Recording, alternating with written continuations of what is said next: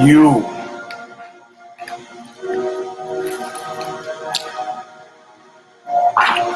are now about to witness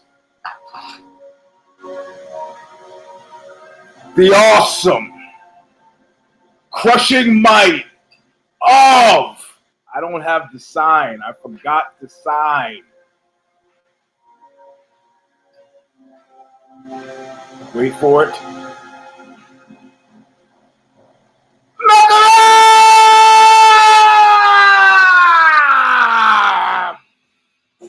All the cats are flipped out. Popeye is cringing in the corner. The music should sound a little bit better. The sound department moved it closer. This is round number 347, I believe. We will check, and all things we aspire to be right. Much like our picks for the UFC fight night, Barnett versus Nelson. Got glossed with a lot of don't cares, but I care now. It is round number 347. I am your host, Eugene S. Robinson. Hold on, somebody's asking me on Twitter how they tune in. I'm just telling you, MMA Nation, YouTube. I have no idea. I have no idea. One night owl. But first,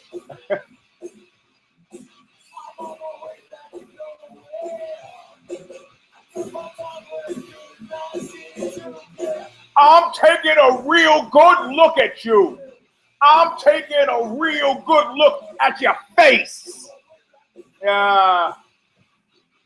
Being paid back in full, always nothing.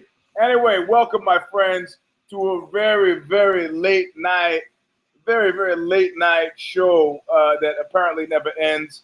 My name is Eugene S. Robinson. I'm the host of Knuckle Up. We had a fairly erudite poster last week who claimed that he could no longer watch the show because of the endless digressions and the failure to get to the point.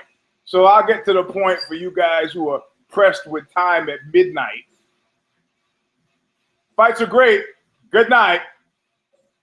For those of the rest of you who want to stay, I'll begin to do the show. He wanted me to put timestamps, so I'm going to put completely random timestamps, not slave to any specific time, about stuff I remember that might be salient to those who come here for pure MMA. Or like a homeless person said to my guitar player as he stepped out of a bar looking deep into my guitar player's eyes, 100% pure faggot. I said to my guitar player, what did you say? I go, what could I say? What do I care? And I've come to this conclusion that is a pejorative expression that doesn't bother me at all. It's like somebody saying, hey, you Chinese guy, you. What? I don't care if you think I'm Chinese. I mean, okay. And now what? Anyway, we're talking about UFC Fight Night, Barnett and Nelson. I'm going to jump right into it because it is super late, as you might be able to tell by the half-mast cast of my eyes. I'm sleepy. This thing being closer is kind of distracting. I love Stigmata, but you guys have been ordering Stigmata. And for the top of the hour, for those of you who have the patience, I just got a care package of about 50 everything you ever want to know about, everything you want to know about asking, but for asking, not the book, which is completely gone. Now it's become a collector's item. I tried to find some online so I could fulfill some orders, and the people are asking $60, $65 for this book online. HarperCollins printed 10,000, and in the interim, what happened is ebooks. So in the old days, they would have looked at the numbers that were being printed and said, okay, he's good for 100 books a year. Let's print up 100 a year. Now they're like, no, we can't afford a nickel for warehousing. So ebooks, yes. Hardcovers, no. I got one hardcover. I'm glad I didn't sell it. If you have a hardcover, hold on to it. I don't know why it's going for $65, but that's the price. However, I do have the double CD, $10, not 11, not 9, not $9.50, not 15, $10. $10 from me to you. Postage paid if you live in the U.S. If you live overseas, it's going to be about $8 more. In Canada, it's like 12. I don't make the laws, but they make sense to my ass. And in any case, going into this, so those are for sale. Stigmata are also for sale. The music that is too noisy in the background right now. Anyway, going into this fight night thing, Kid Nate and I, we did 3 crazy shows last week. We did the If I Did It, which is our PR thing. And of course, we discuss news of the day as well as MMA news. So it is digression upon digression. I feel like I got a nice feather in the cap, a win for my the douchebag big pharma guy. I said, raising it 5,000% was only so that he could raise it 1,000%. If he had gone from $13 to $100, people would have been about outraged. He goes from $750 to $350. The guy suddenly seems like a humanitarian, and people feel like we won one for the little guy. You know what the little guy in America will see for the rest of eternity? This. I'm paraphrasing Winston Smith. His vision of the future was a boot stomping a face forever. And I was really confused about whether that was a bad thing or not. As long as boot is on my foot, I'm not entirely sure. But we went into this from the Care Don't Care preview. If those of you are double dipping and watch that as well, we went into the Care Don't Care preview, and it was a virtual. It was a bloodbath to end all bloodbaths, because we just didn't care about a lot. And, a lot of fights like this, you've heard the Baldwin say, it is not for you. Meaning, in my mind, the way my universe works, very specifically, he means it's not for you, Eugene. Eugene, it is not for you, Eugene. All right? Okay, cool. It's not for me. It is not for me. Not for me. So when I look at Shinzo Anzai and Roger Zapata, and you ask me, Eugene, did you watch that fight? That move from a Care Don't Care? Why did I give a crap? I didn't watch the fight. Come on. I'm not gonna carry the weight for who's cross. How can I bear this cross? This is not my responsibility. Yes, I'm obsessed with fighting, but yes, I will stop and watch guys scuffling by the juniper bushes out by the dumpster behind 7-Eleven. Yes, I will do that. But, come on, man. Come on. Naoki Kotani versus Cajun Johnson. I don't know, man. This, as far as I'm concerned, if you want to know what's going on behind the curtain, this is a shot fired at Bellator. Oh, so you think you got the pride guy? It's like some guy climbing through the window, having sex with your wife while you're gardening. Kind of. Maybe I just want to say that. Look, I mean, so he's sending a message. We own Japan. We can go in Japan. You and Japan are not going to, you know what you got wrong? You got wrong, cultural alliances. You got that wrong, buddy. Unless you're hiring a lot of I'm talking to the Baldwin now. I got a contusion on my head from jiu-jitsu. Coach Dream Crusher kicked me in the head. How do you like that? You think that's part of building confidence, self-esteem, getting kicked in the head? It was an accident, but that's all right. So he's sending a shot over the bow, possibly to Bellator, that we own you still. You know what? That's what, Japanese are fight crazy. Of course, this event, Satoyama Dome or wherever it was, a place I've actually physically been in real life, but it was great. I mean, Japanese audiences, if you're not used to them, it's eerie. Never have you had that many thousands of people in a single place and haven't been that quiet. I could hear Colleen Schneider, friend of Knuckle Up, screaming for Josh Barnett the entire fight. How do you know it was Colleen? One, I know Colleen's voice because she's been on Knuckle Up, not by the refrigerator box on the overpass. I also know that there are not too many people who would be screaming in English, "Come on, baby." So in any case, K. Johnson, Naoki Kotani didn't watch. I didn't care. Kid Nate cared about Nick Hine versus Yosuke Kasuya, and Nick Hine happened to win. So I guess somewhere Kid Nate is sitting around in his Birkenstocks feeling pretty happy. Kyoto Nakamura, Jingliang Li, I think he cared about that as well. But I think he cared because of Jiliang Li, and Jiliang Li lost, so now he's got a black eye. He had a feather in his cap, and now he has a black eye. So maybe he's not feeling as comfortable in the Birkenstocks. Mizori Hirota, Teruta Ishihara. Don't tell me I'm a bad MMA journalist because I didn't cover these fights. Come on, man. Come on. That's not the way it works. You know, I'm only standing by the dumpster at 7-Eleven with the juniper bushes, watching that scuffle. If that scuffle carries its own weight, and I'm not saying these fights are not carrying their weight, you know, but sewer rat might taste like pumpkin pie, but I wouldn't know because I'm not eating the filthy motherfuckers. These could be great fights, but I'm in it for production value. I want to see a good fight by the juniper bushes. Are these good fights? I guess I'll find out next time when somebody else watches them. But between Fox Sports 1, Fox Sports 2, the millions and millions of freaking commercials you have to watch, I tell you, I'm sorry. I'm sorry. Now we come to my first care, so it doesn't feel so damn bad. Katsunori Kikuno and Diego Brandao. I called it for Brandao, and it was that overhand right to the jaw. You know, now let me keep in mind what I've said before, that there's a hometown jinx when you got to fight in the hometown.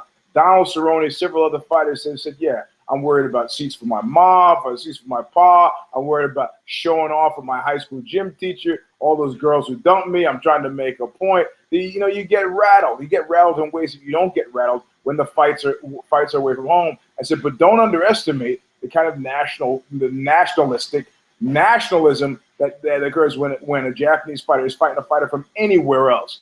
It digs in deep, right? So on the basis of that, on the basis of not so much worried about whether your mom's got a seat, because she's got a seat, it's a huge arena, but maybe more worried about showing the Americans. Like I said, when we toured with that band 5471 in Japan, and one of the guys from the band said, you know, we can't beat Americans with strength, but we can beat you with endurance and creativity. And this cat was talking about music. So, you know, you get, starting the evening out, you get Shinzo Azai beating Roger Zapata, right? All right. So the Japanese audiences are geeked. Second fight of the night, Naoki Kotani versus Kajan Johnson. I could be mispronouncing his name. Kajan went to a decision. All right. So it was competitive, went to a decision. Then you got Nick Hine versus Kazuya Yusuke, and Kazuya lost.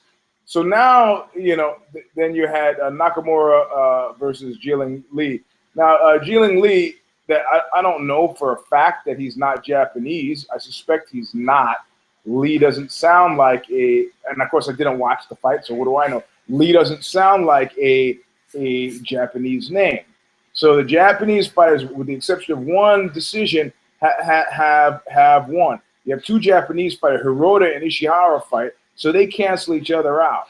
So then you have Katsunori Kikuno going into this fight with Diego Brandao. You know, he's got the weight of the rising sun on his fucking shoulders, right?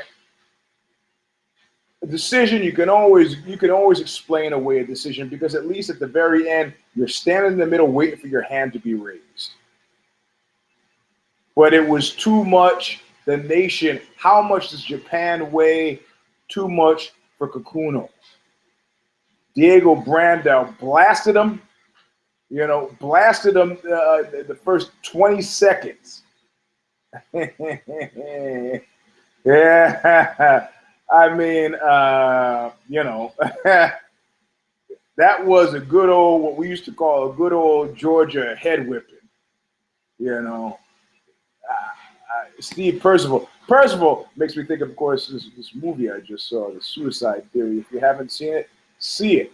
The Suicide Theory. There's somebody named Percival in it. I'm trying to remember who the character was.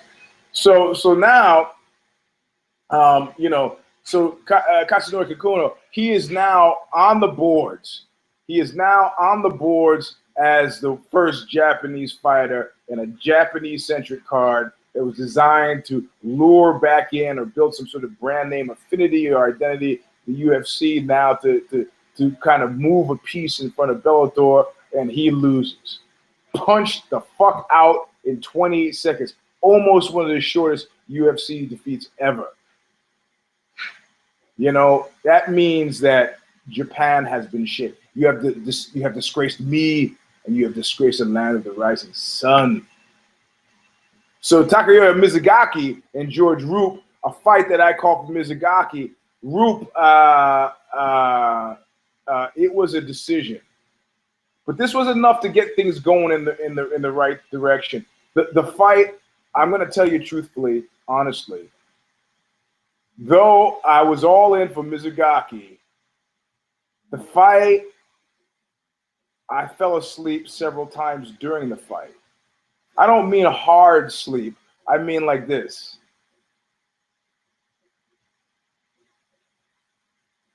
That kind of sleep, like drifting off.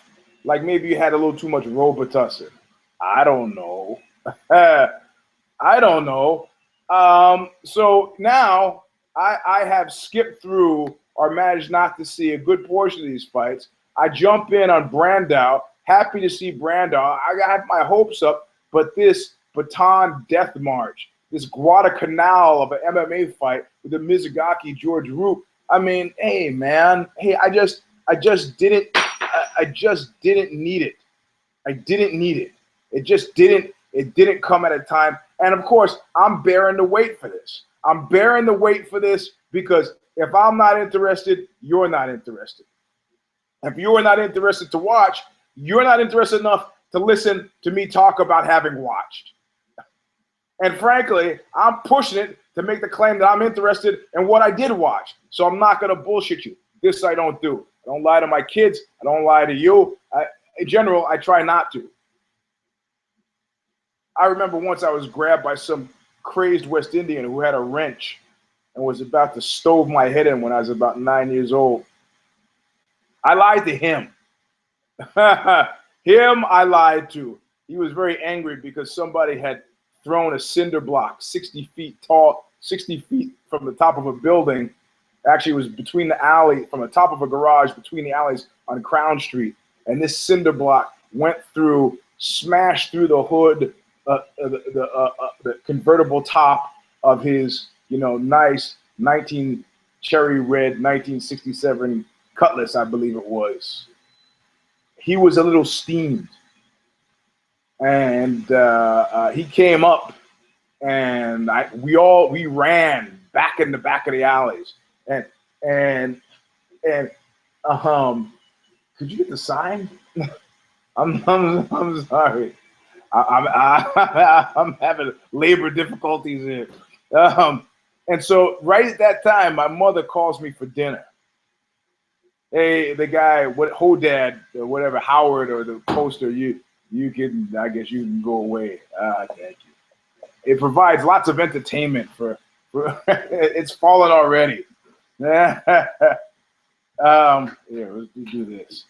That's nice. That's nice. So right then, my mother calls me, right? And I go, I could go down this alley and escape his clutches. I could go down this alley and escape his clutches. I know he's down this middle alley. However, if I wait even half a second, my mother's going to get concerned because I'm not responding right away. She's going to look across the street and see the crazed, angry West Indian, and she's going to get involved. And I don't want that. My mother gets involved, something happens, My stepfather had already threatened to beat up several men on the block. Yeah, you see? The fruit in the tree, you see? Yeah, or the time I beat up some kid when I was about 11, and his father came to complain to my father. And my father said, looked at him and let him talk and goes, let me get this straight. It's my fault your son is a sissy? God, that's right. These are the people I come from. So I don't want that to happen. I run down the center alley. I get grabbed by the crazed West Indian. That's what I'm talking about. He's about that. You almost killed me in the story. My God, you're back at. I go, it wasn't me. It was the kids from 112. And that was like an apartment building on the end of the block where all the bad kids were supposed to have been. And he goes, how many? I go, there were 3 of them. They ran right down there. Can't you see? He let me go and he went taking off after imaginary kids at 112 on Crown Street in Crown Heights. Anyway, that's digression for Hodad or whatever the poster's name was. You can come back. So here we are. Japan's manhood has somehow been salvaged going into Mizugaki Roof, but that fight just about killed me. And anyway, I'm thinking I'm going to admit something here. Again, I got Chris Carrioso confused with Chico Camus, or Camus, as those of you who are not familiar with the French philosopher might say, a novelist and philosopher. So I did really screw that up. What can I say? I got 100 more shows before I set myself aflame. I might as well go down in flames while I'm going down in flames. Kyoji Horiguchi, they're expecting a lot from this kid. We've kind of been worried in the past that they were going to Sukuju him, push him along but Chico Camus was a good call for him. And this kid's clearly got it. Of course, if UFC is your home, you can't really have it unless you got some command of the language. But the dude's in Tokyo, doesn't have to speak English. He was loving up on this, and it was a unanimous decision. And I think it was a legitimate one. And when I say legitimate, I mean, given UFC rules of old days, unlimited time, that this kid puts him away. Not even the 8th round, the old Jack Johnson 10, 20, 100 rounds. Not even one of those ridiculous things, but he puts him away sooner rather than later. But this was all window. So now the Japanese fans are feeling pretty good. All window dressing until we get to Gegard Mousasi versus Uriah Hall. And you got to understand, you might be thinking, Eugene's eating his guts out right now because he called it for Mousasi. I love Mousasi. I'm a big Mousasi fan. However, I'm a bigger fan of completely great fights. I love great fights. And this was a great. I can't even, I'm sitting here mostly happy now, super late, mostly incredibly happy because of what I saw. And I think I watch Uriah Hall and I'm reminded of something of when my kids used to fight. My kids used to fight. My middle kid reminded me, she had one of her MMA matches reffed by Quentin Rampage Jackson when she must have been about 12 years old. And she's fighting this guy, and the guy was her age, but a Filipino kid, or Latino kid who's a little bit smaller than her, but her age, And the first round, she was just lagging, and this is when the days when I would get her back in the corner, and I would be sitting on the stool drinking the water until Kung Lee came over to me and said, actually the stool and the water are for her. I was like, oh shit. I was deep sports dad lunacy, confused. So I'm just geeked beyond all measure. And so she comes out of that first round really soft. I'm like, what are you doing? She goes, Dad, I feel sorry for him. I go, while you're feeling sorry for him, he is trying to beat your head in. I get, have you not noticed that? And he goes, yeah, but I don't, he's just so little and cute. I don't know, kid. You've trained a long time for this. If you want to let him win to make him feel better and build his confidence, I think that's an admirable thing to do. But you're really wasting our time. You know, what if you get mugged by a really cute mugger? You're gonna just give him all your money because he was so cute, you know? And she goes, okay, okay. So she didn't. You could see she kind of goes out and she kind of is tentatively playing patty cake, and then he hit her hard enough where the words I had just spoken started to make sense, and then she lit him up and won the match. This is Uriah. That was a microcosm of Uriah Hall's career to date. You know, he's fighting these slack fights against guys. You know, who was the cat that he fought on the show? You know, half white, half Latino cat who's got a kind of completely Anglo-sounding name, who was having problems with his weight. God, I can't. He looks like Eddie Munster. I can't remember his name. In any case, he's fighting guys that he's got an emotional connection with. He's got, he went through that whole dark night of the soul. I'm talking about Uriah Hall right now. This whole dark night of the soul was like, Dana White is publicly questioning whether he's really into this, and he can't figure it out. And if he's not fighting guys he has a personal connection to, he's fighting guys that are, like he is, scrabbling along, trying to make a go at it. And he, one of the things I watched the fight with Mike last at Bellator. I went with my kids, and then and one of the things they kept saying after somebody lost, they said, I feel bad that he lost. I was like, yeah, I got it. Okay, there's going to be a winner and there's going to be a loser. She said, tell me. Well, one of them said, tell me. I go, yeah, is he still going to have a career after this? And some cases, I said, I don't know. Some cases, maybe. But this was her concern, that the guy's going to have a career after this, So, these are concerns that a sensitive guy like Uriah Hall could have been having. However, he's been asking for it, and Dana White finally gave it to him, rolled the dice on giving him what he considers to be top flight talent. And all of a sudden, his considerations change.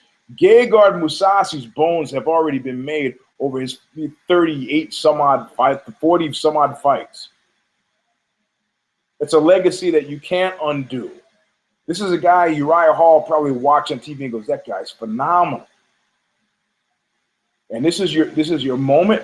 Call it Freudian. This could be the super ego over the id. I don't know what it is, but Uriah Hall came alive because now finally this is what you showed up for. I didn't show up for junior varsity. I'm not going to play my heart as a junior varsity. AI, Allen Iverson. I'm not going to. It's practice. What are you talking about? It's practice. I'm not going to kill myself for practice. Because he came alive. At first, he was getting his kind of ass handed to him the first round, he was fucking him up. He's mounted, but he's showing some good ground IQ. Mm-hmm. He tries for a half-ass leg lock after he's been, Musazi just steps out of it, turns around. Almost got an arm bar, but he gets out of it. There's not a single person alive who called that first round for Hall, outside of his mother, maybe, his father. But coming into round two, this was play. I don't know how this could have been played any better because, coming into round two, nobody saw that. What people saw what people imagined they would see would be a tentative fighter, concerned, now backed into a corner of metrics. Goddamn, he won the first round. Now, if I win the second round and I can eke out a decision, you got somebody who comes out and he's like trying to figure out which way to move his piece, and he doesn't know which way, the dilatory aspect of should I stay or should I get? And now, every round is the first round. And Uriah Hall fought that way. And he said, did you see, the guy, I'm in love again. I'm in love again with this guy. And he came out and they asked him, well, how did you do? He goes, well, I jumping spin kick, hit him in the jaw and the flying knee. It was pretty simple. It's like Albert Einstein saying, well, E equals MC squared. Come on, it's simple. Who doesn't see that? How can you not see that? So, so he comes out and he said I've been watching film and I noticed that, that Mousasi does this thing and he jumps and you can see, if you watch it and you know anything about karate, you can see him adjust. So it's a spinning, jumping back kick. And if he had just gone for power, tried to knock the guy's head off, his leg would have spun out and Mousasi would have effectively ducked below it. But it went out slow enough that he could adjust for Mousasi's lowering, and then that last 6 inches, just punch it. And it was enough to knock Mousasi back, and then most fighters at this point would scramble, take down, pump. He decided, as long as he's standing, I got a shot. He's rocked, hits him with a flying knee. It was a lot of really super computer-esque fight calculations being made.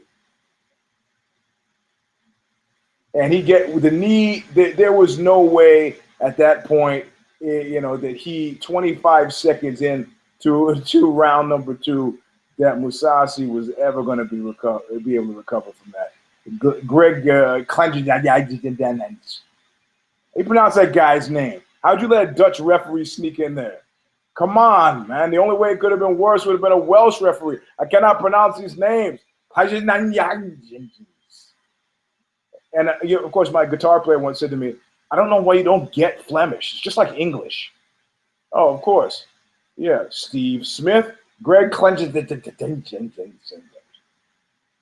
And anyway, Mousasi, you see him on the stool afterward, and he's going like this. Like, what? Mousasi will watch film afterward and go, okay, all right.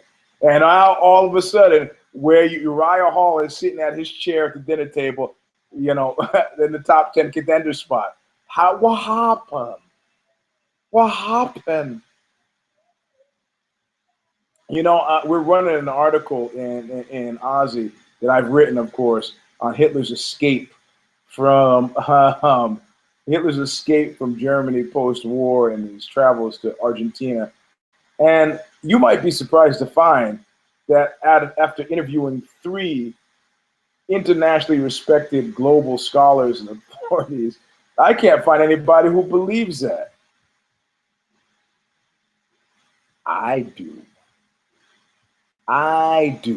Because I know about those Nazi rat lines, and they keep acting like it was incredible. And yet, Martin Bormann, and yet Mengele, and yet Adolf Eichmann.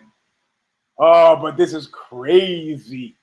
Crazy. He would have been found. How many of those people were found?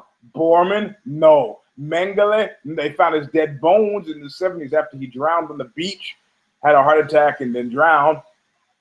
Come on. You know what? All right.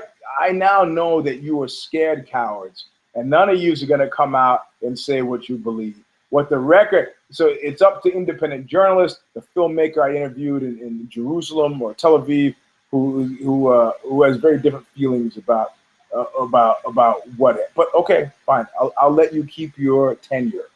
How about that? Anyway, I brought that up for no other reason than to get Nazis into the show before the end. So coming into the final, no, it was connected to something else because it was connected to Uriah Hall now being the guy. Yeah, he's one of the guys. He's like all those question marks hanging over his head because finally now he's going to be fighting guys. Fighting guys. You want to be a legend, you fight legends, and he's fighting legends. And so his sense of place he's not just depriving another young up and coming fighter of a meal. He's fighting guys who've already made their bones. He's fighting his way into a club that would have him as a member if he fights his way into that club. And that's the Club of Legends. So we'll see. In John Jones's absence, we'll see. And of course, like I said before, you're seeing it happen. There are pictures about John Jones. There's articles about We have people at magazines. They might like a story like that. They might like a story like John Jones is outraged about the drug cheat of Vita Belfort. You might like a story like that. We can get him outraged. Let the good make right, this evil wrong, and all of a sudden we're talking about John Jones again. There was another article, MMA Fighting, and they're talking about MMA needs John Jones, and America turns its lonely, trembling eyes to Johnny Boney Joni, a guy who needs to still get his act together. He comes up for his trial hearing is this week. It'll be big news. It could be tomorrow. It could fuck up my show. I'm hoping it's good news. I am you will not meet a bigger John Jones fan, but just as easily and quickly as I'm a John Jones fan, I will turn on him like a snake. Why? Because I don't want to watch somebody burn buckets of money when I have no money. And money here is an analogy. Anyway, Josh Barnett, Roy Nelson, I just got a text from somebody, I don't know if it's the same person who's viewing, who said that he wants John Jones to fight Josh Barnett just because he wants to see Josh Barnett murdered in the cage. I don't know where he comes up with these strong feelings for Josh Barnett. I love to catch wrestlers, you know. I love to catch wrestlers even though they don't bother learning jiu-jitsu. I love to catch wrestlers even though they don't really bother knowing wrestling. I think catch wrestling is just a way to say that you're a half-ass wrestler. Sometimes I believe that. Hey, submission over position, because really I got no position. So I'm going to say submission over position. You know, I mean, I think that you got to have some kind of basic school thing going on the single leg, double leg. Roy Nelson took him down. It wasn't Conor McGregor-esque where Chad Mendes just took him down. I take him down because it's Monday. I take him down because it's Tuesday. I take him down because I had steak today. I take him down because I like cream corn. He was taking him down for every single reason there was to take somebody down.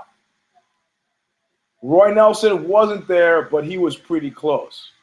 And this decision went to Josh Barnett. Let's just cut to the chase. It went to Josh Barnett. However, it was still pretty close. Would I have comfortably called this a draw? Yeah, I would have comfortably called it a draw. Neither one of these guys are friends in Knuckle Up.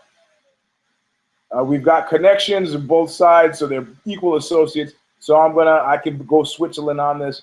I'm okay calling this a draw. I'm also okay with Barnett winning. And yeah, people called it a hug fest, a clinch fest. I found it to be perfectly entertaining, and it actually, it made me feel like I didn't waste my time. However, if any of those fights that I skipped were anything like Mizugaki and Roop, then I'd have to take but you got to measure your drug intake. MMA is your drug. You got to measure your drug intake. Don't do like I do. At the time, that guy was like, hey, Eugene, I got you some ketamine. Oh, shit. Okay, cool. Get it and take it and call me on the phone so I can trip with you. I go, well, how much should I take? He says, well, why don't you take 1 cc? Can you Donna Shalala me at my own show? Somebody Donna Shalala me in my office. I start telling the story, and the guy's eyes glaze over. He said, not only have I heard you tell it before, but you told it on the video, the Mafia Story videos that I'm doing on Aussie, crime all the time. Watch these, please. Send them out to all of your friends. Help a brother out. Send them to everybody. But he goes, I've watched you say it 5 times. I've been editing this thing, and I've heard you say it 65 times. Don't say it. I go, okay, just Donna Shalala. That's fine. So this guy says, well, when I took it, I took 1 cc. He goes, yeah, well, I go 1 cc. He goes, yeah, but you're a lot bigger than me. I go, yeah, I'm a lot bigger than you. He goes, what about 2 cc? Devil may care fellow that I am. I go, well, what about 3? He goes, why don't you do 4? And the plunger on the syringe, on the IM syringe, I almost had to tape 2 of them together because you can't really get 4 cc's in comfortably, right? And so you inject this intramuscularly. For those of you who don't know, ketamine is actually anesthetic. and they used to use it as anesthesia for adults, but they hallucinate so badly that they said, okay, we're only give it to kids and subhuman primates. A nurse told me about it. She goes, she shrunk down into a triangle, got shot into outer space, and then came back all in 30 minutes. I was like, 30 minutes, that's great. I got the time. I must have been 25 or 26 at the time. As a young man. It's a long time ago. An indiscretion of youth. So he's on the phone. He goes, Eugene, you know, I want to trip with you. I know it's going to be an expensive phone call. I got to hang up. And I hang up the phone, and I pass out on the bed. Now, this is the days when I had a TV and was watching TV. And it was tuned into a Beavis and Butthead marathon. Now, much like with the Clockwork Orange, now it's anesthetic. You're out. I can't move. I try to call my roommate at the time. I go, that's it. He didn't hear shit. But you know what I heard for 6 straight fucking hours? You said it. I can open my eyes and I can close my eyes like Clockwork Orange. And that was it for 6 hours. For 6 hours. Not only am I lucky I didn't die, but I'm lucky I didn't die in the midst of, a psychotropic Beavis and Butthead marathon. Anyway, never do that again. So the next time I took ketamine, I can't even tell that story. That might be one of the ones you have to email me for because I can't tell that story on there. But so yeah. Think of the one I just told and what it means that I just told you. I can't tell you the one that I want to tell you now. Think about what that means. Anyway, straight edge, kids. But so I thought the fight was perfectly entertaining. You know, a win by Barnett gets him what? A loss by Nelson loses him what? These guys are, in my mind, both in the exact same spot they were before they fought, except they fought. You know, so I'm happy. I feel generally UFC Fight Night Barnett and Nelson was a success because I avoided. Oh, that's what I was comparing MMA to drugs. That you have to control your intake. That's what you have to control. So that's UFC Fight Night Barnett versus Nelson. I'm done with that. However, I also mentioned John Jones because I think we're going to start seeing increasing action on John Jones. His legal thing comes up. I think after his legal thing comes up, there'll be a press conference. He'll announce he's rededicating himself to his life in the ring, and they'll have some big announcements. It could be as soon as the next 2 weeks. This is not a surprise. I'm not prognosticating on something like the return of Jesus. All right. So, God damn it! Here, hold on. Let me see. What am I trying to do here? I see what's happening. I'm being screwed. Here we go. So that is it for UFC Fight Night. And yes, Uriah Hall did. I've got definite proof now. Shook up the middleweight top 10 rankings. It makes me feel good. I like it that. I like to see things like this get shaken up. So let's see. 8th ranked Tim Kennedy has been removed after a year of inactivity with no upcoming fight scheduled. You know, Tim Kennedy, he's not fighting again. He's been pretty vocal, anti-UFC, and you know he's got a lot of fuel about this Reebok deal. Josh Thompson told people how much he made from his sponsors for this fight. Way more than he would have made with Reebok. I think it was $50,000 plus versus like $5,000 he would have got with the Reebok deal. Doesn't make sense. And you're going to see a lot of guys wanting to make that move because they do the math. They go, look, I got to fight how many fights in the UFC? Who gets 10 fights in the UFC? But I could get 10 fights in Bellator. What's 10 times 50,000? Yep. all of a sudden Bellator became a real smart play. What? How many fewer women are going to see you on TV? Doesn't make a difference. That's where you're going to be. So Musasi's out of the rank, out of the top 10 rankings. Kennedy's out. 9 and 10. Thales Leites, Derek Brunson. This is exciting.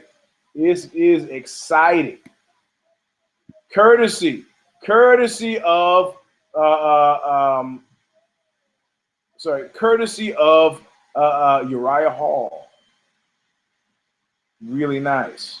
Really nice. Really nice to see. This is the kind of lifeblood you need to breathe into a division. And this guy is like the guy to do it. It's all right. It's all right. He's a contender. He didn't break into the top 10, but he's a contender. But if you see him not losing, if you see him losing to Derek Brunson or David Branch, you're crazy. Or even Thales Leites, you might be crazy. So anyway, coming up next week, and I know there's going to be a Care or Don't Care preview, and possibly If I Did It. But I'm in the last minute here. I want to put this into a little bit of perspective for you. The Gustafsson and Daniel Cormier fight, this fight matters big time because it happens right on the cusp of the shit that I was just talking about John Jones. You're going to see what kind of, it's actually a super exciting fight, not for what happens in the cage, but for what it says about the future based on what happens in the cage. You say, Eugene, well, that's any fight. Well, not really. Nelson and Barnett didn't move the needle in terms of changing where these guys are in their place in space. But if DC loses to the Mauler is once again reanimated as a contender for John Jones coming out of retirement, who doesn't get to call a shot. Gustafsson has the belt. He fights John Jones, and you've got a fight. DC would have lost to the big guys, could chalk it off to just can't handle big guys. Daniel Cormier beats Gustafsson. Gustafsson's head is probably done, and that's why he lost that fight. Even if DC wants to make John Jones work his way back up, Gustafsson, if he doesn't come through this fight, his head is probably done in. That Rumble thing didn't put him in a good place. And like Coach Dream Crusher said, the things that break when you lose are often never fixed again, are very hard to fix. Johnny Hendricks said the same thing. What did he quote the other day as saying, I don't give a fuck if I ever have the belt again. What? I guess that's what happens when you stop juicing. You have strange thoughts. Against Tyrone Woodley, that'll be a good fight. Rashad Evans, what? Ryan Bader, these guys are still around? Yes, they are. And that's why they're going to fight their asses off, because they don't want people saying, hey, then you used to be, hey, ain't you Mr. Ashley that you used to be? So Rustam Magomedov, Sean Jordan, I'm done picking Sean Jordan. I can tell you right now, done. Juliana Pena, Jessica Ai, Joseph Benavidez, Ali Begatinov, Rodriguez, Daniel Hooker. Okay, let's not get crazy. There are a lot of fights on this card that are fights to care about. Sergio Pettis fighting Chris Carrioso, who I confused with Chico Camus. So yeah, good fights all around. But I'm telling you, before I even have to share airtime with the Care Don't Care preview, the drama inherent in the DC Mauler matchup, it doesn't seem like much because you're thinking, it won't be fireworks, It's heavy and it's big. It's big and heavy. And I'll just leave it there. Anyway, this is round 347. I forgot. Can I edit that? I guess I can edit the event. I am your host, Eugene S. Robinson. S standing for sleep deprived. And we'll see you next week. Look what you made me do!